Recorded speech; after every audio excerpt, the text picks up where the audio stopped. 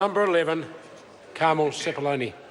Mr Speaker, does she agree with the statement to the Minister of Social Development, does she agree with the statement by the Children's Commissioner that we don't know if children are better off as a result of state intervention, but the indications are not good? The Honourable Anne Tolley. Mr Speaker, yes, I have been concerned at the lack of data that tracks children through and beyond state care. And that is why in April I appointed an expert panel to lead a complete overhaul of New Zealand's child protection system to ensure that we get better results for children in care and to ensure that money is invested in the areas that will make the biggest difference for those children. I also note that the Children's Commissioner's recommendations line up with the expert panel's terms of reference. Mr Speaker, supplementary question. Supplementary question, Carmel Sepuloni. Does she agree with the Children's Commissioner who said that to develop a trained, skilled and supported SIFS workforce, quote, this will require considerable new investment, end quote? The Honourable Anne Tolley. Yes, I am expecting that the expert panel, and I know that they are addressing the needs of the workforce. One of the concerns that I have and I've conveyed to the panel is that we're asking social workers to deal with increasingly complex needs of children that they are simply not qualified to deal with, that we should be employing more child psychologists, perhaps psychologists, psychiatrists, therapists, etc. So I am expecting that the expert panel will be recommending a wider range of specialist services to support our excellent social workers. Supplementary question, Carmel Sepuloni. Is she prepared to place that considerable investment into developing a trained, skilled, supported SIFS workforce? And if not, will she take full responsibility for cases like one where a child was removed from their home and then shifted an additional 60 times by Child, Youth and Family? The Honourable Anne Tolley. Oh, well, Mr Speaker, I don't want to get ahead of the process. And as I said earlier in the House, the Children's Commissioner is very supportive of the work that I am doing with an expert panel to completely redesign the Child, Youth and Family Protection System.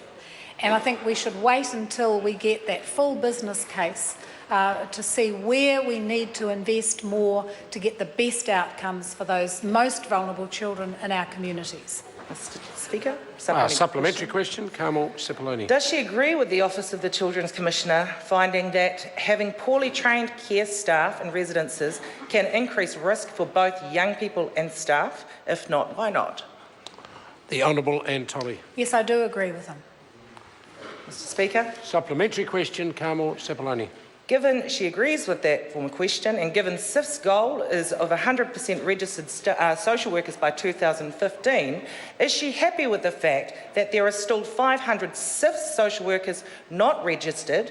And if not, will she be supporting my member's bill, given she has said there is nothing in it that she disagrees with? Bring the question to a conclusion. The Honourable Anne Tolley. As I told that member earlier today, I will not be supporting her bill.